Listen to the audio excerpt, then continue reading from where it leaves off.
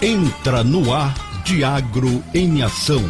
Juntos pelo agro, pela pecuária, fortalecendo o campo com defesa e inspeção.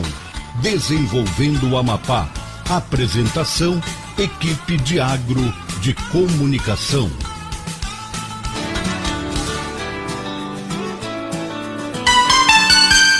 2h05. Boa tarde, ouvintes e internautas. Hoje, com mais uma edição do nosso programa Diagro em Ação. Com o tema até fitossanitária e o enfrentamento da emergência fitossanitária da mandioca no Amapá.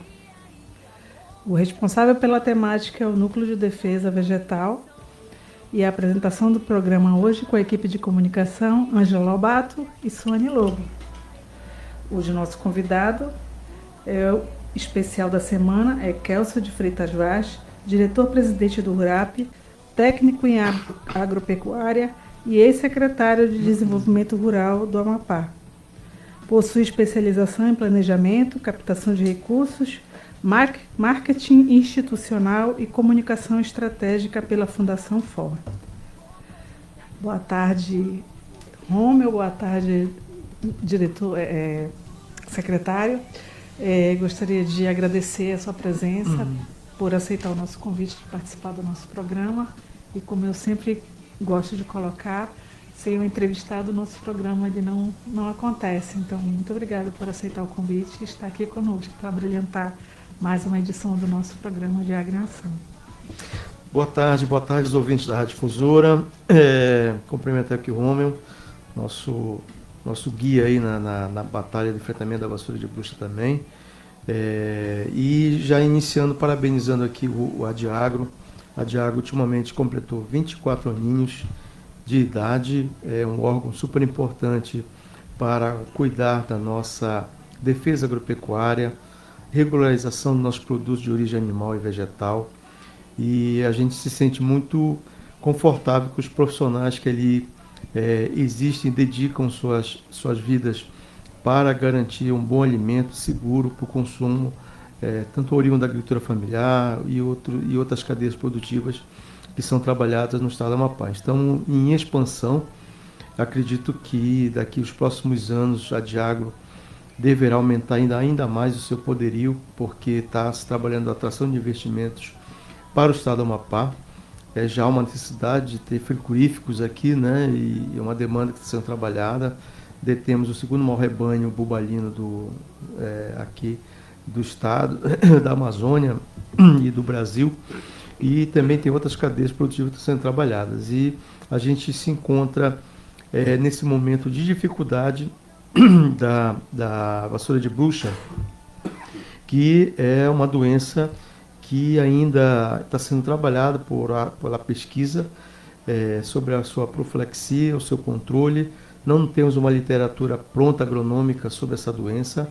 Essa doença ela foi atravessada do continente asiático, atravessou o Atlântico, entrou pelo platô das Guianas e se localizou na fronteira do estado do Amapá, no território indígena Uaçá, né?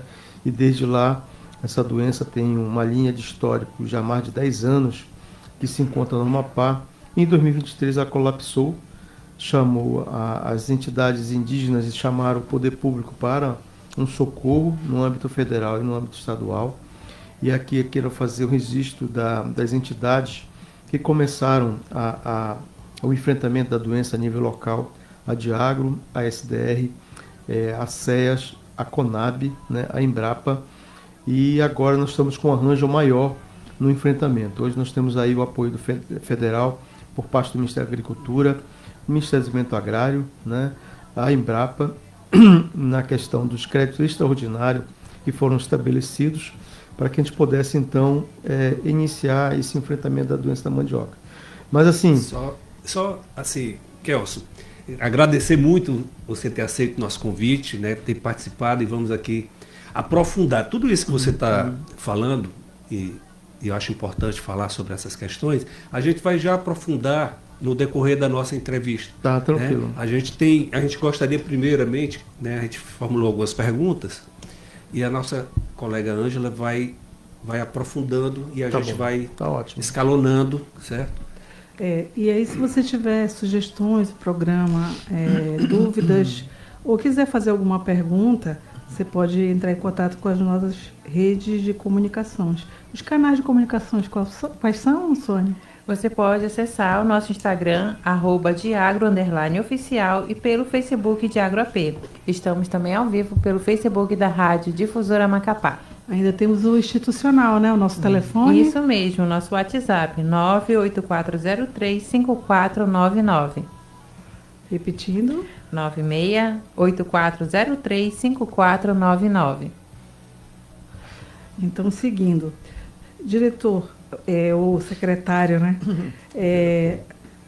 Diretor, para começarmos, como é para o ouvinte, né? Para o internauta que está acompanhando a gente, para falar um pouco desse convênio firmado entre o RURAP e a Anater para a agricultura do Amapá, como é que a gente pode sintetizar de uma forma que o ouvinte entenda o que significa para o Estado esse convênio? Bom, o IEP, que é um instrumento específico de parceria que foi assinado entre o MDA, a Anater e a Extensão Rural do Estado, ela inicia com a assinatura do ATER Indígena, né? O ATER Indígena, ele é um programa onde tem assistência técnica direcionada para as comunidades com fomento produtivo. E na primeira fase foi levantada 400 famílias para serem atendidas, todas elas indicadas pelo Conselho dos Caciques, o CCPIL. Então, essas famílias já estão sendo assistidas, já receberam um fomento produtivo de R$ 4.600, dividido em 2 parcelas, que com a dificuldade do banco genético de mandioca, que o Oiapoque era a maior produção de farinha do estado, era o Oiapoque, com a doença caiu.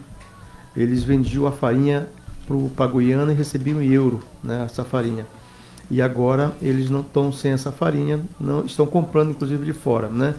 E aí nós iniciamos a execução desse IEP em julho de 2025, assinatura com o governo federal através do MDA e o governador Clécio Luiz no Palácio do Governo.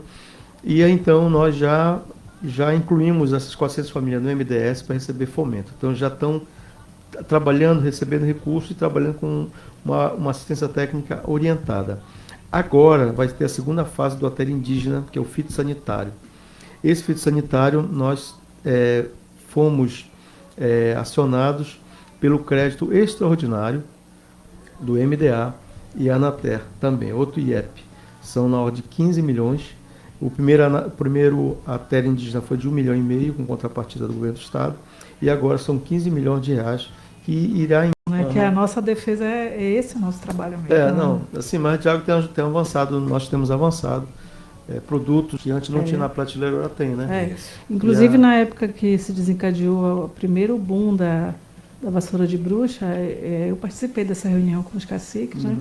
Junto com a coordenadora, que na época era chefe da inspeção vegetal na Diagro, e com a Conab, para que fosse liberado a produção em escala de farinha, para que fosse entregue para os... E eu acho que o senhor, na época, o senhor era o secretário da SR. E foi nessa dinâmica de um acordo, né, que foram liberados paulatinamente ao investimento da Conab para que fosse nessa época, feita a aquisição da farinha com garantia de qualidade. Nessa época, o pedido de socorro foi tão grande que os caciques pediram para o governo federal, para o Estado, que comprasse raiz e comprasse a farinha beneficiada, né? Aí eu falei, mas como a gente vai transportar 50 toneladas de raiz, que a raiz tem um tempo, né, para tirar da roça, para maturar, para levar isso para o território, para produzir? Não, é impossível. Aí porque vai ter... a primeira ideia era que fosse eles mesmos produzindo. Eles produzindo. Só que depois já foi... Aí as outras comunidades que deram suporte, risco de se perder uma produção aí a gente não tinha unidade legalizada, né, para fornecer isso para a Conab poder comprar, porque a Conab só compra a farinha conforme registro, né? Aí a Diagro entrou no circuito, foi para dentro da fábrica, orientou lá como tinha que ser feito a padronização para poder receber a documentação, né? Foi um trabalho duro e rápido na época. E aí uma curiosidade, né? A cultura da mandioca é a base alimentar e econômica de famílias diversas amapaenses, como a gente já falou, né? de diversas origens, dos povos originários e nós, né? Os que estamos na área mais urbana, né? Então, diante da emergência causada pelo fungo, causado da vassoura, qual seria o papel imediato do RURAP junto ao produtor? Qual é o que vocês hoje estão, o que está sendo feito hoje? Hoje a gente está, assim, trabalhando uma parte de rotação de culturas, né? Para que esse espaço aí, até se chegar à descoberta da nova variedade, tem uma exigência de mercado. E a gente está trabalhando com um dia de campo agora com a Embrapa sobre a bananicultura, outras culturas de produção de tubérculos, né? Raízes, batata doce, a questão do abacaxi, de laranja, e os territórios estão... Inclusive, até vi uma reportagem, esqueci de salvar ontem, sobre a produção de farinha de jerimum. Jerimum, né? Aí eu esqueci de salvar, porque eu achei interessante que ele fez experimental, e aí foi bem aceito, e ele não está conseguindo vencer a demanda, né? A oferta dele é bem menor do que a demanda dos pedidos. No Amazonas isso, não foi? Pois é, eu não consegui. Eu acho que foi, não, Roraima, eu acho que era batata doce, e esse era de outro estado. Não tenho certeza de onde era. Aí para o território indígena a gente está investindo forte na bananicultura, né? Tem várias aldeias que já estão comercializando a banana. Para fazer farinha também. Não, para comercializar e alimentação. Outros já estão trabalhando com a questão do açaí, de manejo de açaís nativos. Para a questão econômica. Para a questão econômica. Porque a alimentação básica deles é a mandioca. É a mandioca. Farinha, a criança tem que tomar o café da manhã do biju. Se não comer o biju, não... O carimã, a gente, né? nas idas a campo, né, em reunião com a associação e tudo, agora com essa questão da emergência fitossanitária, a gente observa muito isso, né? E assim, às vezes a gente chega numa situação que é complicado de você lidar, né? De explicar para o agricultor. Eu sempre ouço, eu disse, olha, Romeu, minha família há 50 anos só produz farinha. Isso é difícil Pois mesmo, né? E Mudar agora? costumes. Como é que você... Mudar costumes, né? Mudar costumes. E como você lidar com essa situação, como é difícil, não é uma coisa fácil. Então eu já começo meu diálogo dizendo, olha, essa não é uma conversa fácil. Essa é uma conversa que eu não gostaria de ter tido, mas eu gostaria que alguém me dissesse o que é a consequência de eu continuar plantando a mandioca nessa mesma área que já está contaminada. Então eu já recebi produtores da agricultura familiar lá do Pacuí, que ano passado ela plantou 1 hectare. Ela vendeu a casa e plantou 6. A planta não cresceu. Com 6 meses ela tinha perdido contaminada, tudo. Né? Entendeu? Então é uma conversa difícil, não é uma conversa fácil, mas necessária. Porque o produtor, se ele precisa ter o poder de decidir. Se eu não conheço, como é que eu posso decidir? Então a consequência, o seu ato tem uma consequência. Então é essa conversa que a gente tem tentado fazer, né? Esclarecer. O que era visto no início, né, Romeu, pegando o gancho da tua fala, que no início foi observado em plantas que já estavam próximos ao período de extração, de colheita. Né? Isso. E só que agora eles plantam, às vezes a planta não tem nem 2 palmos, ela já está totalmente contaminada, né? E aí a perda é total. Assim, um histórico rápido sobre a manicultura no Amapá, que a gente estava virando um pouquinho a chave aqui, 22 para 23, chega aqui no Amapá um programa Reniva, né? Um programa desenvolvido pela Embrapa e outros estados sendo bem um sucesso, case de sucesso no Pará, na Bahia. E esse projeto almejava aumentar a produção de raiz, com novas PRS sendo geneticamente modificada, né? No Paraná eles estão em plena expansão, em São Paulo em plena expansão, estão rodando com 80 toneladas por hectare.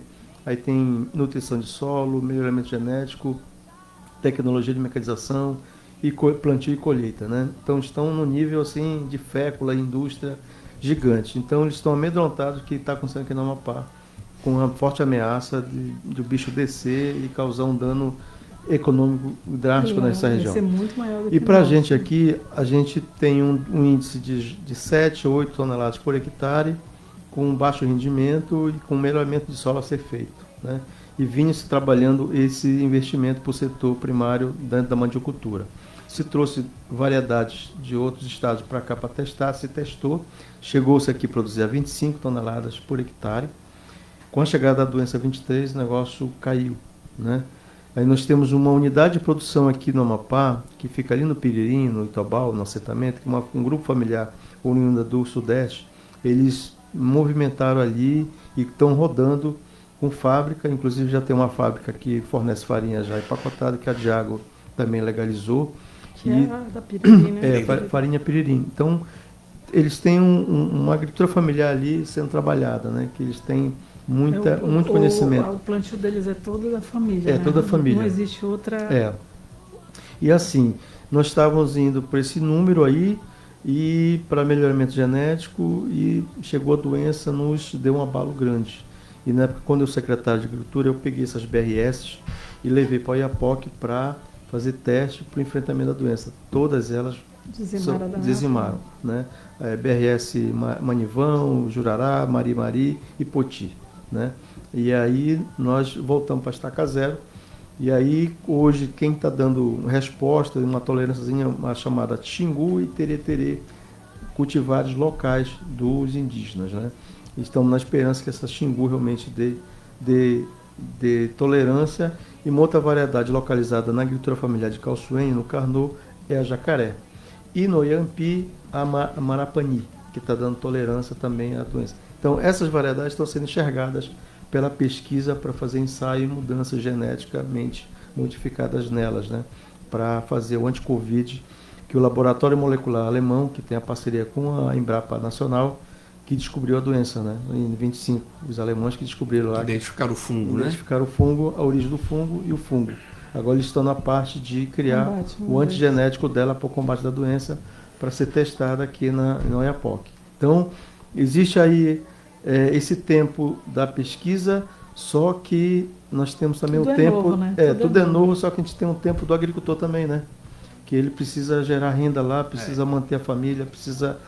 voltar seus negócios para se manter. A fome não espera. A fome não espera. E a política da cesta básica para eles é humilhante. Isso. Eles não gostam, né? É uma humilhação receber uma cesta básica, sendo que o cara tinha uma produção larga. Dependência financeira. No Pacuí, só para uma unidade familiar, eles conseguem ali rapidinho, 2, 3 hectares, produzir saca de farinha, vender X e economizar e ter uma renda para organizar sua produção. Ainda, né? Eles estão perdendo. Aí, como é que fica? A gente está nesse dilema também de levantar aporte financeiro do governo federal, indenizar áreas. E como é que a gente faz esse cálculo para que eles indenizem o produtor? Que são mais hoje são mais de 60 mil pessoas que vivem da agricultura familiar. Só que dentro do diagnóstico tem um número X de pessoas que foram atingidas pela doença. E a gente tem que dar atenção para essas pessoas que foram atingidas pela doença, né? Só que na assistência humanitária acabou-se distribuindo cesta básica para todo mundo do município, né? E houve essa destinação da decisão. Então, assim, nós estamos aí com a defesa agropecuária, estamos com a extensão rural e tem uma política a ser direcionada de investimento para essas famílias que estão sofrendo, tanto indígena quanto agricultura familiar. Os agricultores familiares reclamam porque tanto olhar para os indígenas e menos para a gente. Olha, a gente porque a política que foi definida para os indígenas tem que ser mais direcionada, porque as comunidades preservam, vivem da cultura da mandioca e a sobrevivência, né? E a agricultura familiar vive da renda mesmo forte, da economia, abastece mercado, né? E organiza a sua propriedade lá com a farinha. Então a gente está nessa guerra, é uma guerra mesmo. Vamos agora ao nosso intervalo.